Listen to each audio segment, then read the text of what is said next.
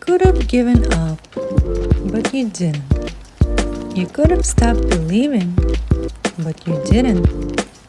You could have kept living their expectations, but you decided to make this life your own.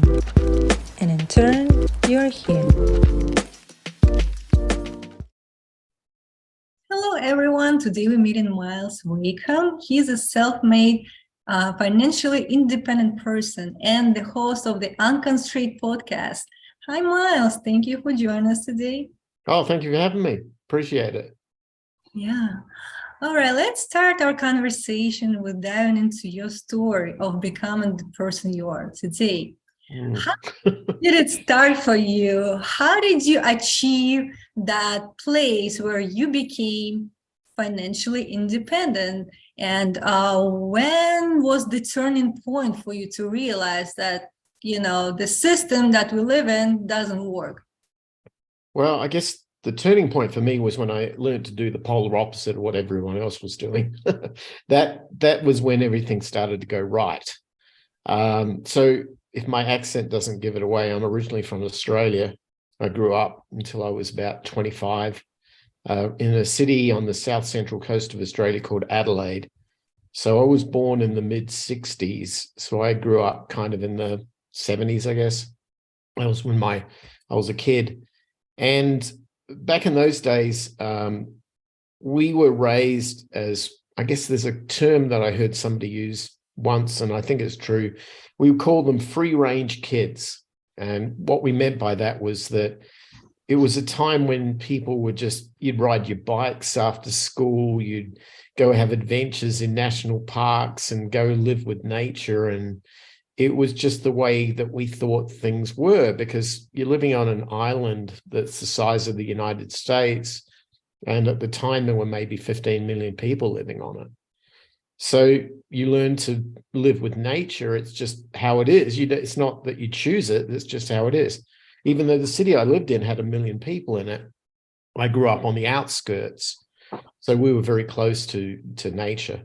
The reason why I realized that to be more important today is that everything I learned, everything I did, was not dictated by the laws of society as much as it was dictated by the pragmatic reality of being a human being on planet Earth, living in this world of nature.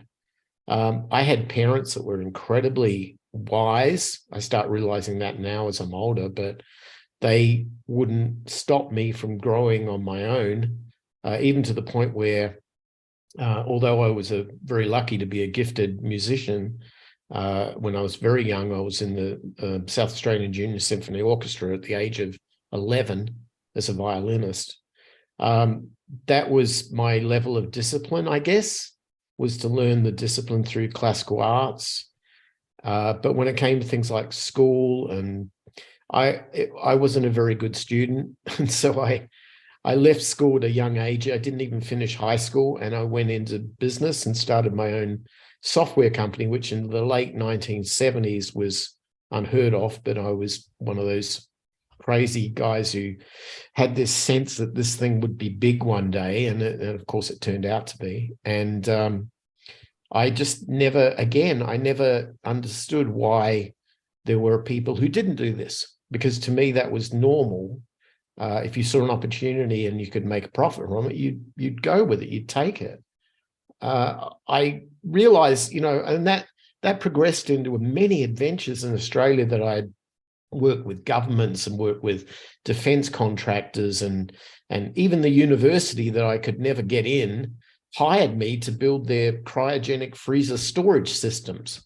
It's ironic, but I started realizing, I think when I was 25, I left Australia to come to the United States. So I met a girl on vacation in Hawaii, and I ended up coming to Los Angeles to see her, and we eventually got married.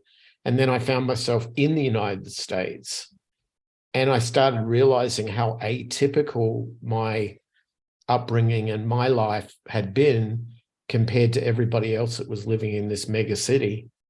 And it wasn't that, I wanted to learn. I was so grateful for being in a land of opportunity where I could find a career that I had a hard time not impossible, but a hard time in Australia finding, that it was one of those things, it was like a gift to be there, but I still could not understand why so many people were so limited in what they wanted to do with their lives, particularly given the immense amount of opportunity that was in the United States. And so I began a journey of living atypical, which was very difficult at first.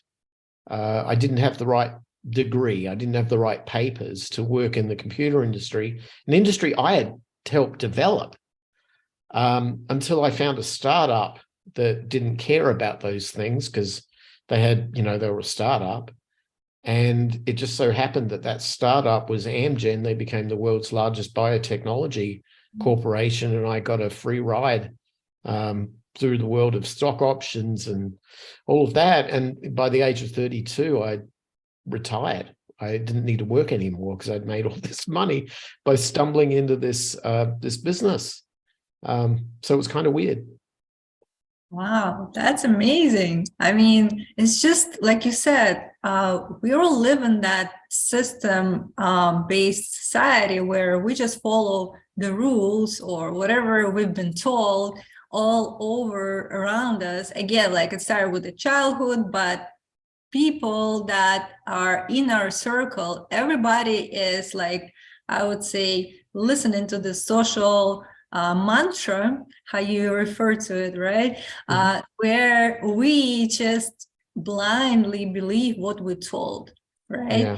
And we just don't know better, and we don't know what the truth is, and we just continue following those rules like set by society for us to follow, right? And never question why we're doing it and what exactly is the end goal, right? And who is benefiting from certain type of activities that we're involved in. So I see that you were raised kind of like unconventional or atypical in terms of not taking that in as truth, but questioning it. And that's why you found the way to set yourself up for success for long-term, being retired at the age of 32. And again, it comes back to how we've been told that we're supposed to finish the school, right? Get a degree. And then with that, we should find a job that, will give us some kind of salary that we can just retire at a certain age, usually like 65 or so. Why is it? Are we supposed to wait that long to enjoy life to retire at the age of 65? What happened along the way where we just kind of like shift our focus to, I guess, not benefiting ourselves, but the corporation that we work for? What do you think that comes back to? Like, what is the main reasons people still being in that situation where they don't see any opportunities that will help them to be independent or financially sustainable? Well, firstly, I think the answer to that question is what I call, we live in a tightly coupled society, and I will kind of explain that and why I think that's very dangerous, by the way. But to your point about retiring at the age of 65, I got that lesson early in life because when I was 22, my father passed away unexpectedly, and he was 67. And so at that age, I was a kid, but I very quickly had to grow up. And although I guess, I mean, that's a different thing for different people, but my job was to look after my mom.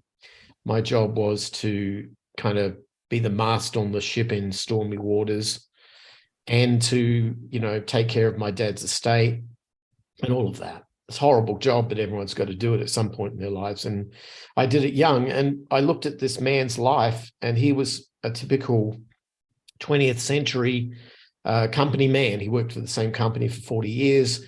he subscribed to that social mantra of, go to school, work hard, save your money, retire. And he did. He retired at 65. He died at 67. And so I look at the whole thing and go, well, how did that work out for you? That wasn't good. And I swore at that point, having seen the result of it, that I'd never go down that path myself. But it wasn't that denoted a set of actions or goals in which I had to move forward from. It just gave me a sense of a warning system that, just succumbing to somebody else's edict, somebody else's dream, somebody else's definition of you, of who you are, and what it means to be a, quote, good person as opposed to being the authentic you, are often juxtaposed. And I think that probably for me, what I learned and why this sort of all made perfect sense in the end was that I started realizing that the Western society had built up this obsession around money at a level that was completely unhealthy, to the point where I don't know who they are, but people were pre-programmed, socially hypnotized, and provided a set of principles by people far not qualified to do that. Example would be a high school student gets told what they should do with their life by a school guidance counselor who is, in effect, not a successful person in those endeavors, which is insane. It's like me saying, well, I'm going to learn how to be a motor mechanic from somebody who doesn't know how to fix a car. I mean, that is ludicrous to me.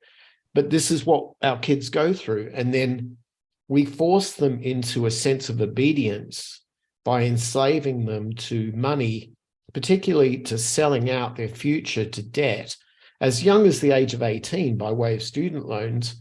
And then we perpetuate that all through one's life by way of mortgages and credit card bills and car loans and all these things that we think in ourselves we must have to be successful.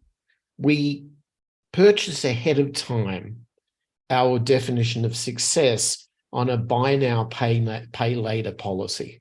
And then we spend the rest of our lives paying for it, only to realize that the illusion of what that success was didn't benefit us. It only benefited somebody else.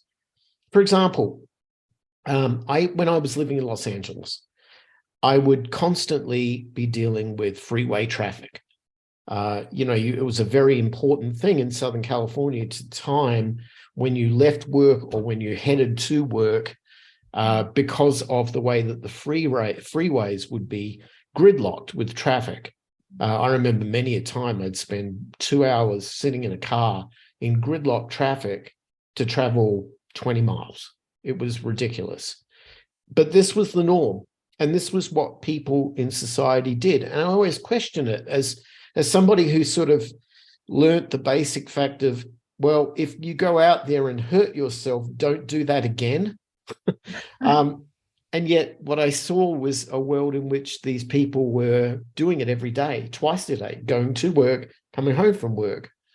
I didn't understand it. And you'd speak to people. I remember when I was working, I'd show up in this beat up old car that was barely drivable, but it worked. It got me from my home to where I was working, and I could avoid all that freeway. I lived relatively close to where I was working. And people, I'd park in this, what eventually became a multi-billion-dollar corporation in there, parking and all this sort of stuff. And I'd drive this beat up old derelict car to work, and I'd park, and everybody would come to me and go, Myles, come on, you're earning all this money. Why are you driving that beat up piece of, junk? And I'm like, well, because it works. And why do I want to kill it off now? Because it's working. What do you drive? And they go, oh, I've got a 911 Porsche, or I've got some luxury car, Mercedes or something like that. And I go, well, great. So how much does that car cost you? And it'd be like, I don't know, $50,000, $100,000. And how much money do you make in your job? And, they wouldn't tell you that, but you knew. And it was like, I don't know, they made 75,000 a year or something like that. And I'm going, so you basically spent an entire year's salary on a car. And what do you do with that car? Oh, I drive it from home to work every single day in that gridlock traffic, killing the engine, beating it up so that I can look better than everybody else driving in the gridlock traffic, killing their engine, beating their cars up because I'm successful. Well, how is that sensible? It's insane, to be honest. It's totally insane. And yet, everywhere you look, the billboards, the TV ads, radio, whatever it is, telling you to buy that car. You've got to have that Tesla. You've got to have that Mercedes. You've got to have that BMW. No. The smarter way would have been move closer to where you work and ride your bicycle, because then you can keep the money you earn. But we don't teach our kids these things. Parents, I'm a parent. I have a 25-year-old daughter, and I know how this is as a parent. We want the safest route for our kids. We want to give them a path that has the greatest chance of success, where they won't be subjected to danger and they'll be out of harm's way, and that they can feel good about themselves. And so we enslave them to a debt contract to put them in college. The college then puts them in this sort of artificial bubble of corporate America. They live that world. They make barely enough money to pay their monthly rent and their food and their medical insurance and their cars and their everything else. We don't teach them how to avoid that trap. We just entertain it, because we say to them, it doesn't really matter, because if you just keep socking away a little bit of money in your 401k, when you're 59 and a half, you'll be able to get that money back. And maybe at that point, maybe you want to work a little longer because, you need a bit of extra money for your retirement, but you can eventually amass all that money and then quit your job or retire from your job and go off and travel the world or live on a beach or whatever. And I look at that and I go, that's what happened to my father. That's what he was taught. It doesn't work. And this is the insanity that our world is. We constantly identify ourselves as this pre-programmed, hypnotized social being, species, if you like. I mentioned the term closely coupled, meaning that we are so close to the edge. There is no slack with anything in our lives. If you don't get that train to get to work that day, you're late, and then you affect somebody else in the chain of the work supply chain of people, and the boss will, give you hell, and then you go and sit in your cubicle and look at some screen all day, whereas your body is telling you that's probably the most unhealthy thing you could ever do, because we're supposed to be up and walking and out in the sunshine, but no, we're going to live in this concrete jungle. We're going to get away from who we really are as a species.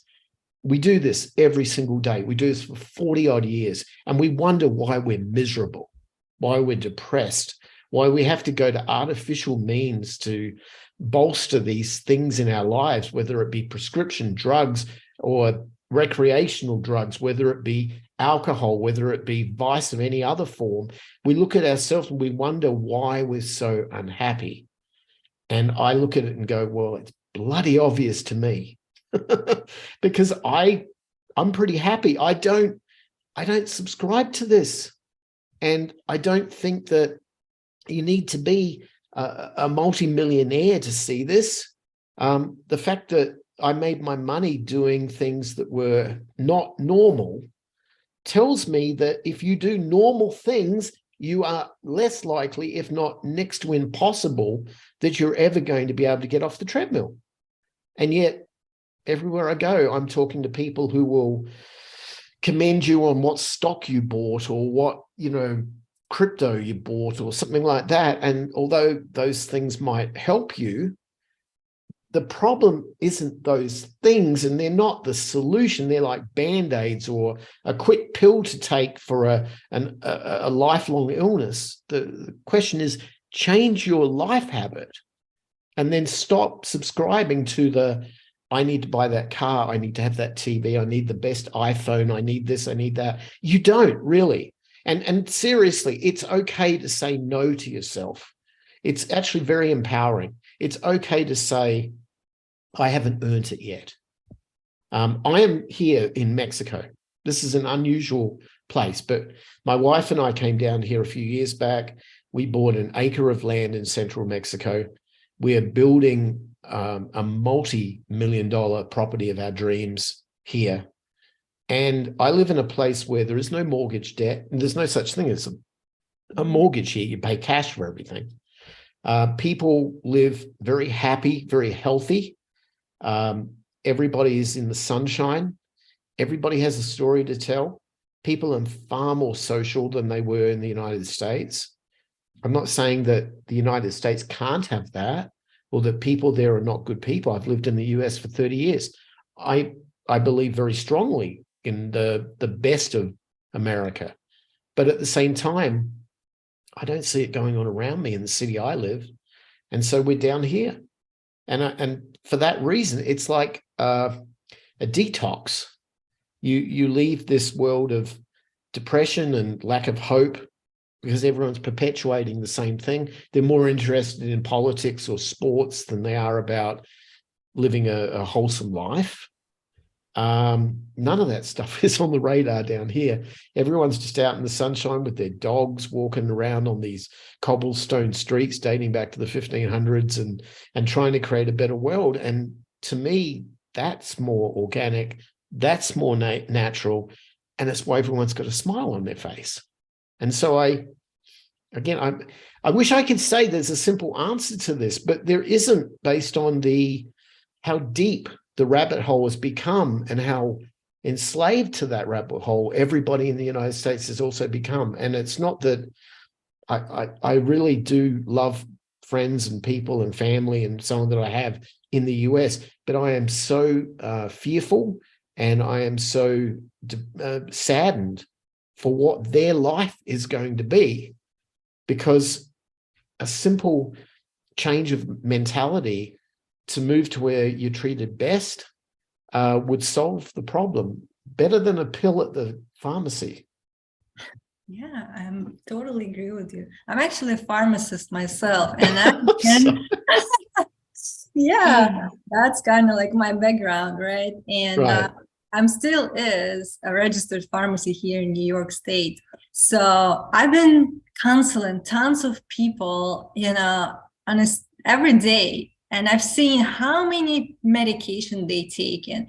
And all of those conditions, the chronic conditions, could have been avoided, prevented easily. Again, I know like every story is unique, but I would say 90% of those conditions that they're in and the medication that they take in, it could be a different scenario for them if only they change their habits, if only they question certain type of activities that they were doing, And again, I think we don't really prioritize our mental and physical health enough to find that solution, to seek help, to get off that treadmill. And usually for average person here in the United States is going to work every single day for at least 5 days a week.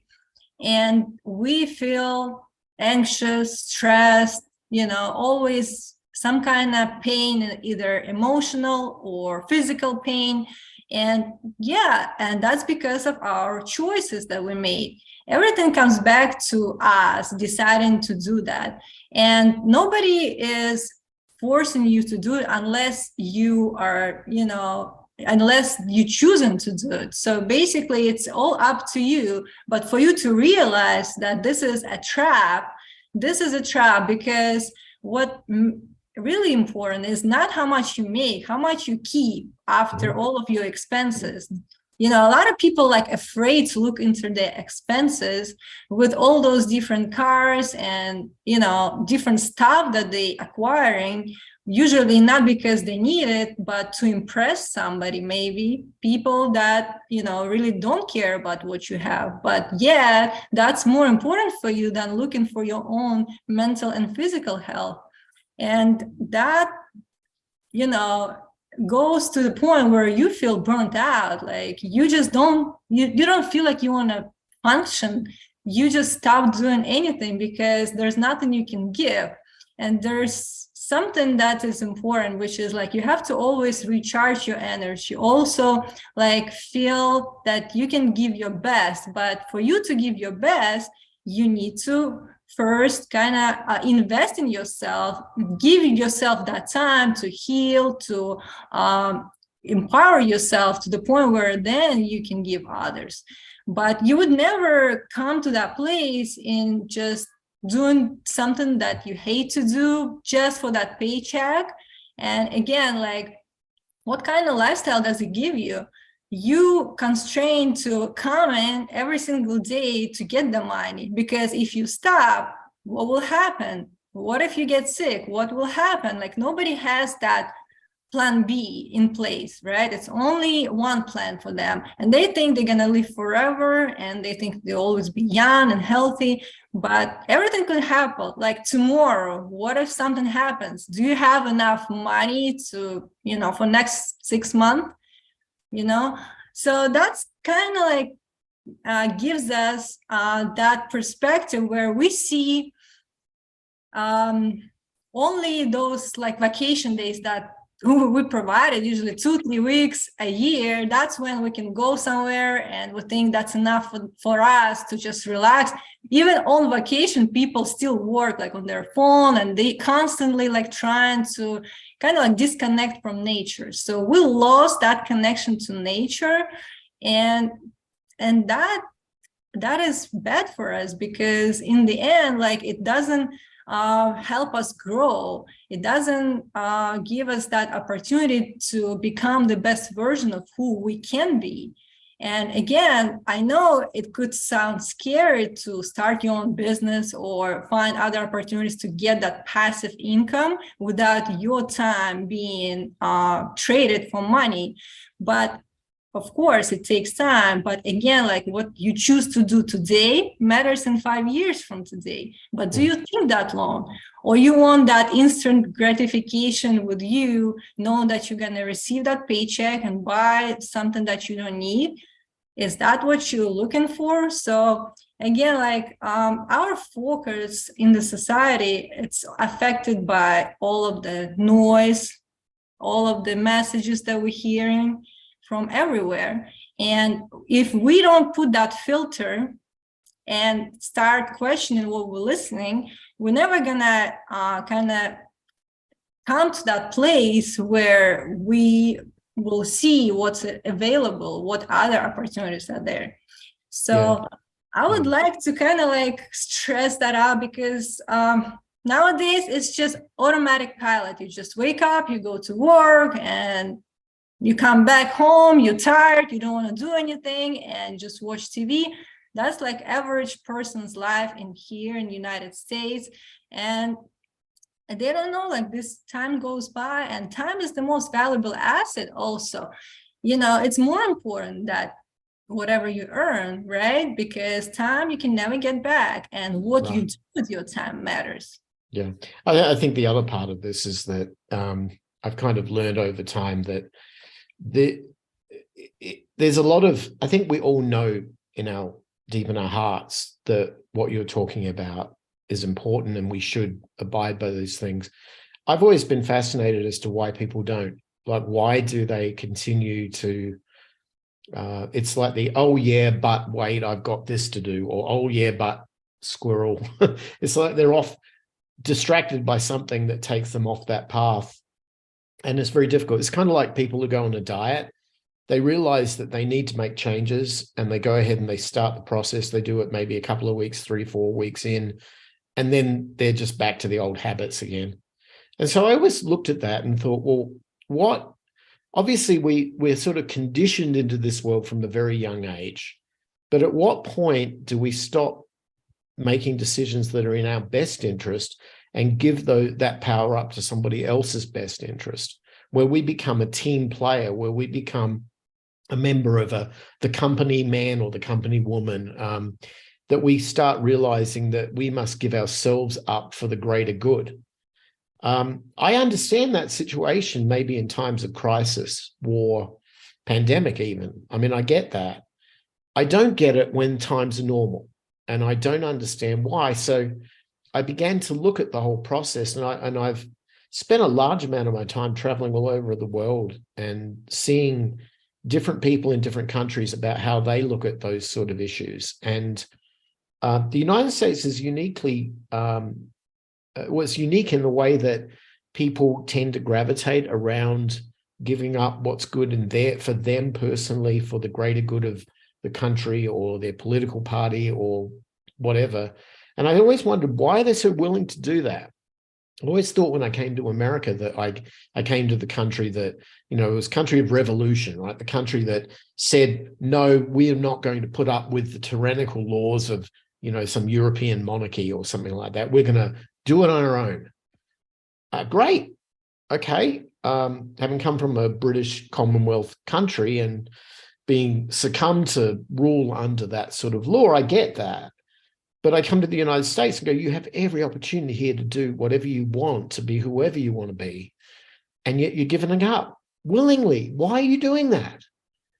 And I constantly started to realize the reason is that the society we've created, it's not uniquely American, but the society we've created is incredibly tightly connected and geared for each thing. For example, if you want to buy food, you go to a supermarket or to a food vendor who then is relying on having the food by way of wholesaler to Cisco or some of the wholesale companies who then get it from co-ops, who get it from the growers. We're like 8 steps removed from the farmer who created the tomato to when it sits on your table.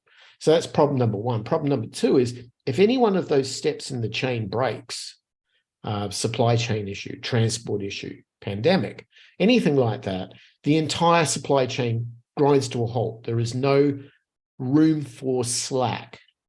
In the 1980s, we began a process in inventory management for retail of a thing they called just-in-time inventory management. And for all of these MBA students and economists and so on, they herald this as like the next greatest thing because now, companies didn't have to have a massive warehouse of things. You could go to your Home Depot and find anything you wanted. And as the item was pulled off the shelf for sale, when it hit a very low reasonable threshold, it triggered an order back to central distribution to restock, and that triggered an order back to the suppliers. And everything was done in this beautifully interconnected chain. It was kind of like systemic perfection. But it doesn't work that way because we don't have any slack. If there's a problem and something breaks in the chain, everything grinds to a halt.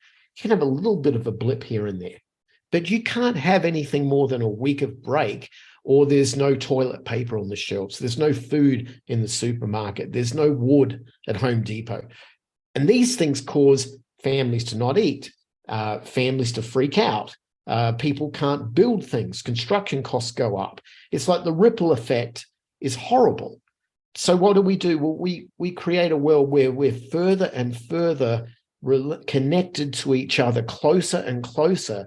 And then we look to some sort of a government oversight to keep it all working together in some way.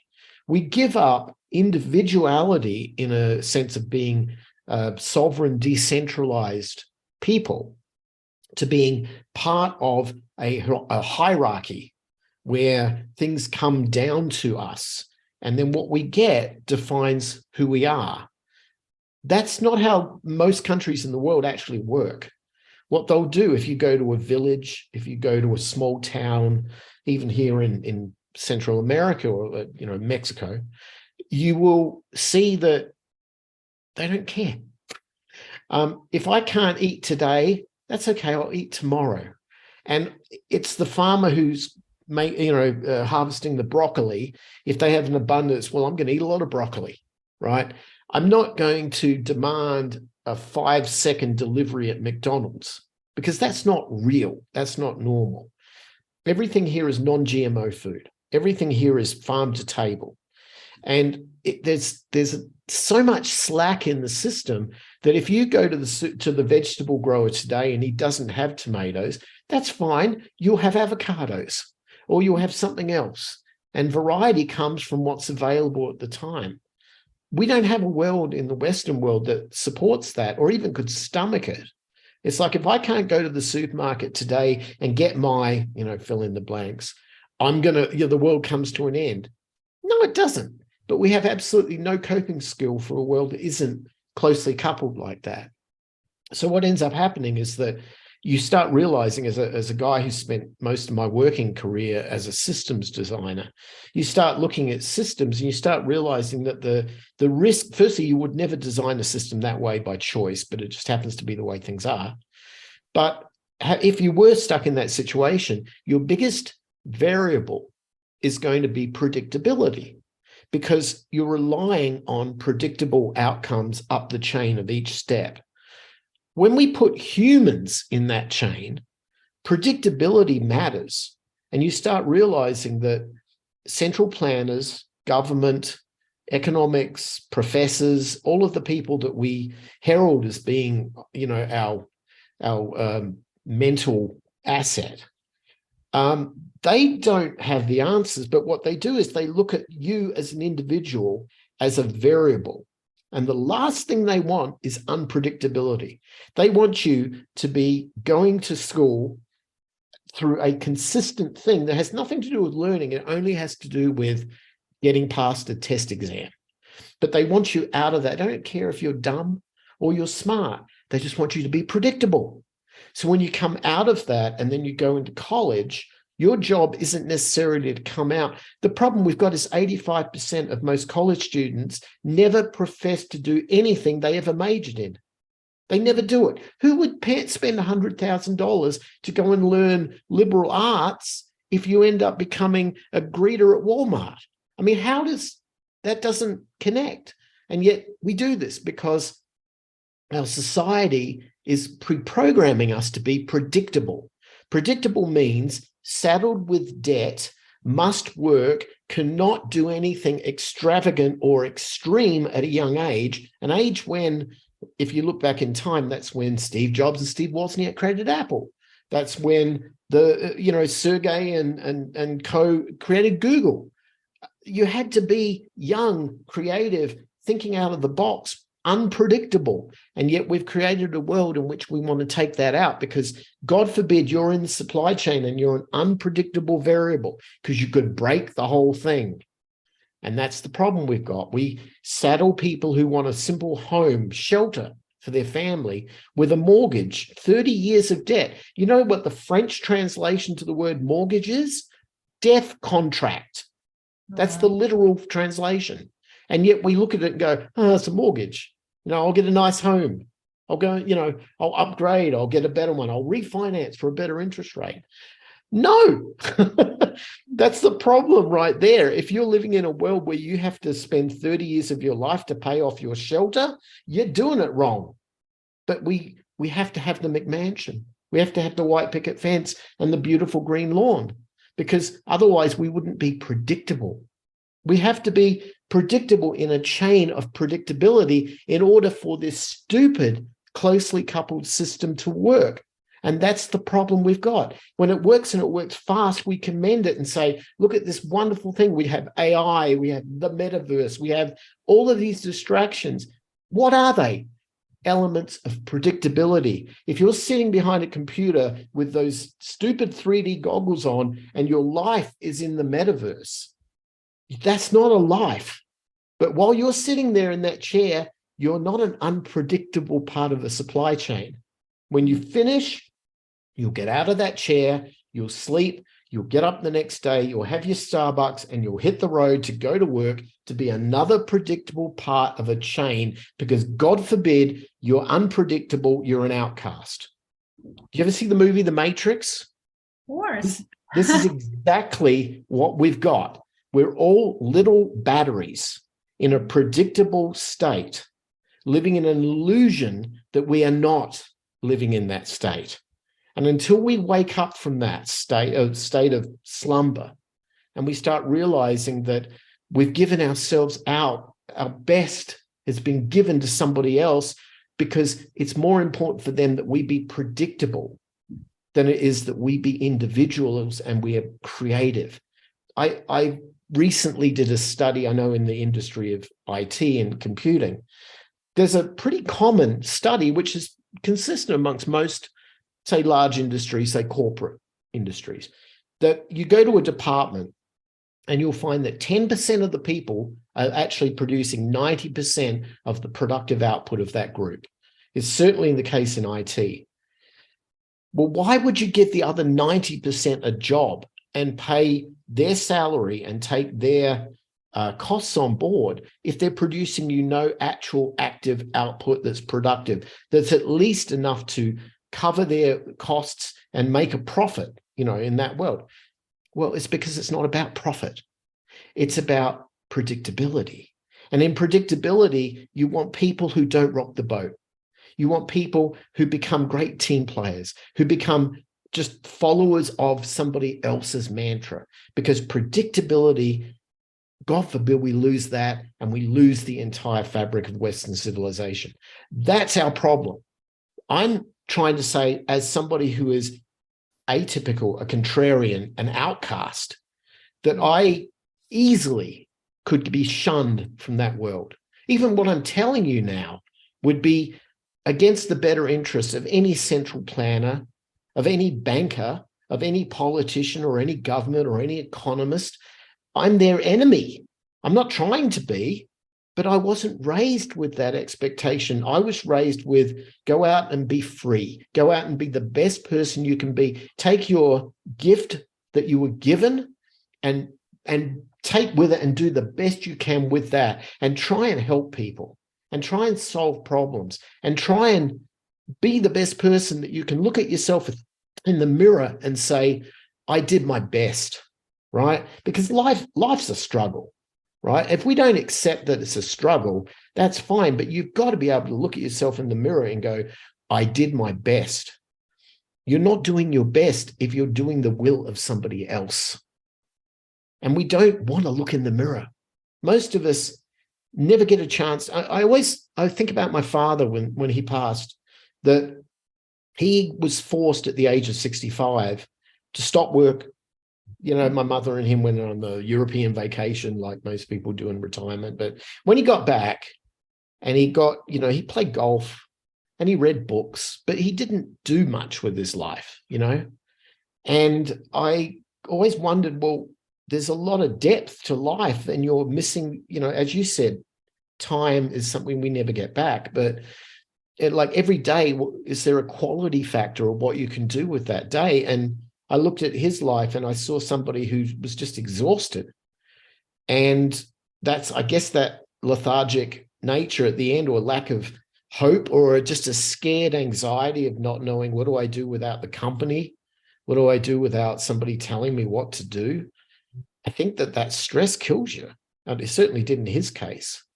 I think it's dangerous, extremely dangerous to our health if we just blindly follow these mantras without having the courage and the willingness to look at ourselves in the mirror and to be willing to say we are a very deep individual, that we can look inward and we can see and discover things in ourselves that we didn't even know were there. But you can never do those things when somebody else has taken all your attention. And at the end of the day, it becomes, people often fear it. They don't want to look at themselves. They want to find a way to avoid it. They want to find a way to escape from it. And so we live in a world of artificial escapism. And that's only because we don't have the courage to stand up and realize that we can be much better than this. And that's kind of where I'm at right now. I know it's a lot, but it's just That's great. it's just a very different approach to looking at life without being political or religious or anything like that. It's got nothing to do with that. It's about just being sensible, I guess. just live in human experience as every one of us has right to live, because we don't want to be just this 1% of rich people who can, have that opportunity to, who have that freedom. I want everyone to experience that. But again, like how you look at things, how you filter what's coming in to your senses, either you see something, listening to something, you should question everything, right? And you should know that whatever the agenda is behind, all of those corporations or people in the top, they're not looking into your benefit. You should look into your benefit yourself. And with you knowing that you here, you have purpose, right? You're here for a greater good, not just for yourself, but also impact others as well. What you're gonna leave behind when you're gone, how you're gonna use that time wisely every single day, what you're gonna do with that time is up to you. Everybody has a free will, have a choice, right? And with us, keep listening to what we think normal, it's not normal. And we're afraid of being abnormal in the light of society. And that's why we continue repeating those cycles over and over again, and it becomes generational. With you here right now, stopping that pattern, it will help not just you, but the generation to come. If you can teach your kids and their kids of what matters, our society can emerge in something different in 100 years from today. So we don't realize that it's more than just about living here today, but also about the future and how we choose to spend our time matters, because in the end of the day, we only have that lifetime. It could be different for everybody, but let's say 100 years, right? So whatever you can do in that period, that will be important. That is important now, that will be important 100 years from today, and only you can make that choice. And you don't have to give that power away. With you continuing being that employee, that part of human capital, which is predictable, and it's good for some people who are in charge, but it's not good for you to continue doing that, knowing how it hurts you, how it hurts your financial, personal, professional life, everything that you are here to do, all of your gifts. It would be selfish for you not to share it with others, not the other way around. You should find that time. You should create that time every single day to follow what your passion is, to just do what makes you feel joyful, to feel that kind of on a constant basis, and it will increase more opportunities for you to kind of use that skill in a better way, in growing and also connecting with others. And that's the way for you to kind of achieve that next level. But also you should stop and ask yourself, how do I spend my time every day? Is everything that I'm doing only working for somebody else? Or maybe I can also start creating something on the side for my own good, for my benefit, that it will grow and maybe eventually give me the opportunity to transition from being an employee but running my own company, or having that different type of income that could stream in without my involvement, right? That will give me that financial sustainability that I don't have to wait for 65 years to retire. Maybe I could retire in 5 years from today. And that's up to you. You can create that lifestyle for yourself. And of course, you can do anything with your time when you know already that you don't have to think about expenses, where that is taken care of. Then you can focus your time on just being creative, going around the world, just seeing places. And again, it comes back to creating that opportunity for yourself first, to prioritizing your mental and physical health, making sure that the time is not wasted. And it's true. We can come up with different excuses why we cannot start anything today. Always having that negative talk, that, critical kind of like approach to how we manage life and why we don't start, why we're afraid of something.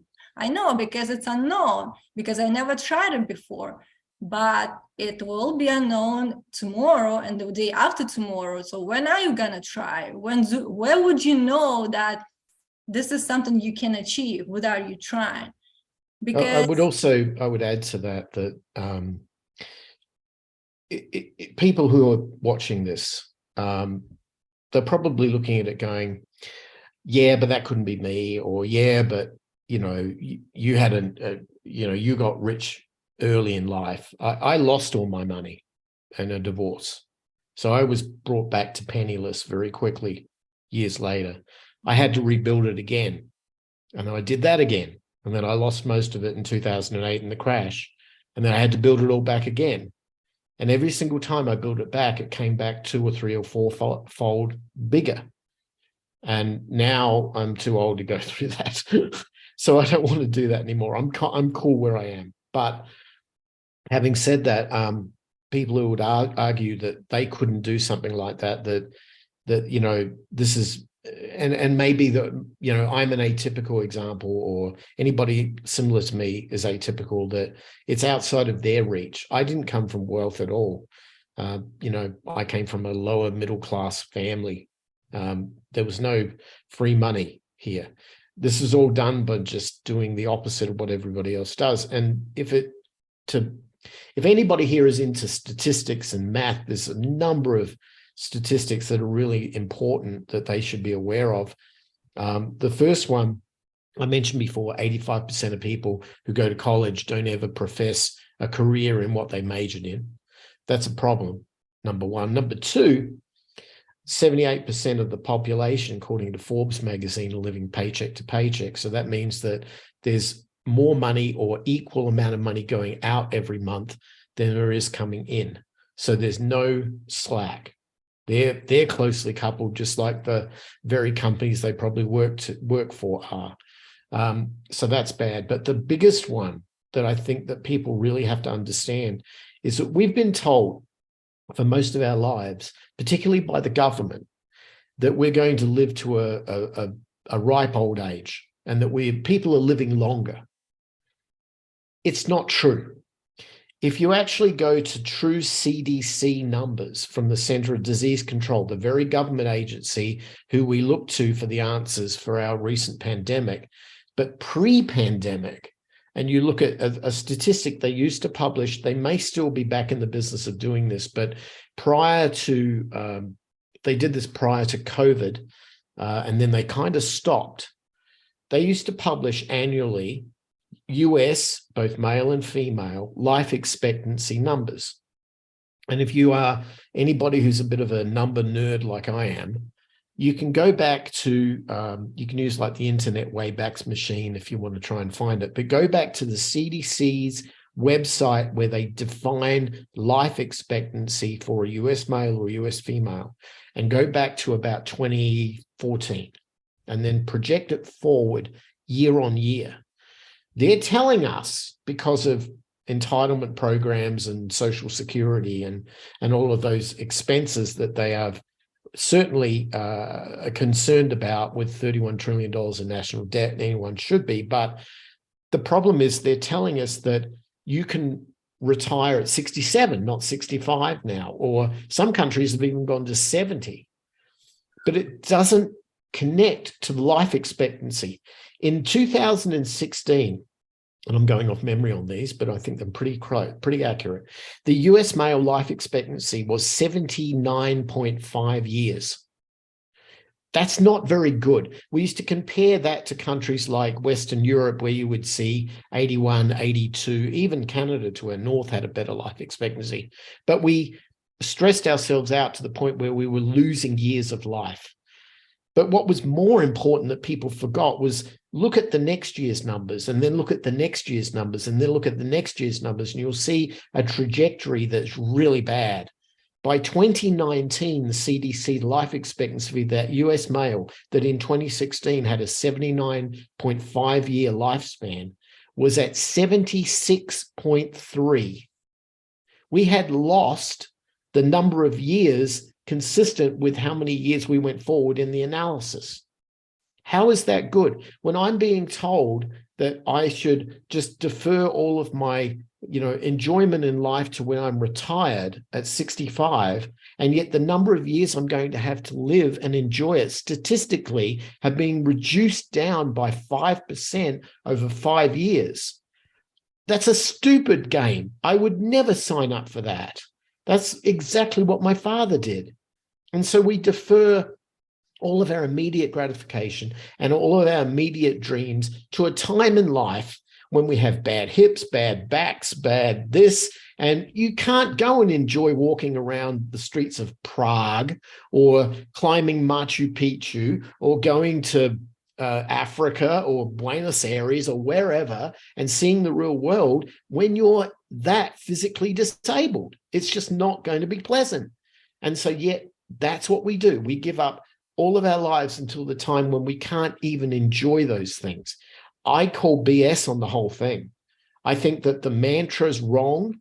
I think that the numbers don't work to our favor. And unless you are blind to these things, that you just subscribe to this consistent idea. I've even scrapped the entire word retire out of my dialogue. I don't like the word because it tells me an endpoint of something, whereas it would be better if maybe I spent the first few years of my life out of when I left high school. I did something that was consistent with an opportunity that happened at the time. But for anybody who finds themselves coming out of high school and wondering, well, what should I do? The best thing you can do is go get a passport and go and travel the world for a few years and learn how it is to order food in Tokyo when you don't speak the language. Learn how strong you can be as a digital nomad in Thailand. Learn how to build meaningful relationships with people in a pension in Germany. I mean, learn how the world works by being a part of it, not reading about it or watching a YouTube video or a TV show. Go out and do it. Because once you start doing that, you'll start seeing yourself in the mirror. You'll start realizing how powerful you really are and what you can do in this beautiful place. And that the US only represents 4% of the world's population, and yet we're the country with probably the fewest number of passports issued compared to any other country. I just find that very difficult to understand. It just doesn't make sense to me. And yet people at that ripe young age of 18 are committing $100,000 to go and be a whatever it is, knowing that they probably never will because they haven't yet found who they are, their identity, their passion. They haven't had meaningful relationships yet, and they're not in a position where they're informed enough to make those decisions. And I, as a parent, realize that parents are probably the reason to blame for this, because we live in a world where every child wins a prize and we only want our kids to have the best, and we're going to take all the sharp edges and round them off so that they don't hurt themselves. And all we're doing is making a weaker group of people who cannot handle anything other than be predictable parts of an interconnected supply chain and miserable at best. And so I think if I was to talk to anybody, it would be the parents. Build up the courage for your own kids to realize that the most important thing they should ever do with their life when they come to you and ask that question, Dad, what should I do? Mom, what should I do? The most important answer you can give them is go and be free and find who you are, right? You don't know what that is. You might be their parent. You might think they're gifted in this or this or this. Don't be projecting your own ego upon them. Let them go out there and find that. And then all of a sudden they'll come back to you happier, stronger, more confident, low anxiety, and far better opportunity to give something back to society, because we really need it. I agree. And that's the best advice that you can give to parents and also those who are still young and exploring. They should first kind of connect with their true self and to understand who they are and what they want in life. And then, look into pursuing their dreams and thinking outside of this box, outside of this society created box that we're living, and be more than just those who follow that social mantra. And for those who are more interested to look into details, I would advise to go to your website, beunconstrained.com. Is that right? That is it. Yep, You'll find more beunconstrained.com. information that would benefit them to build that kind of sustainable future for themselves.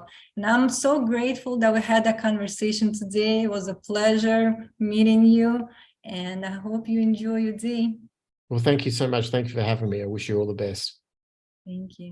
I hope you enjoyed this episode, and if you did, hit the subscribe button and share it with others. Stay tuned.